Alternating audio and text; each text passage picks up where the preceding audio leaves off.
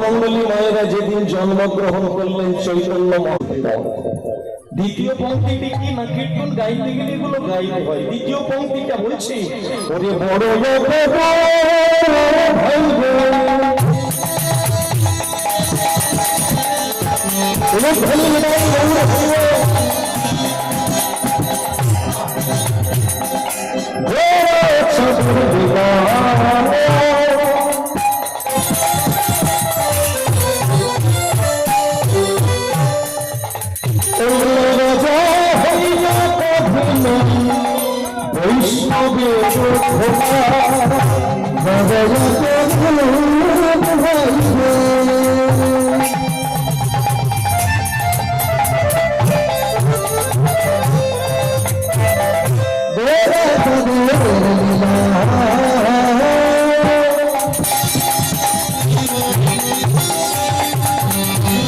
Bye-bye.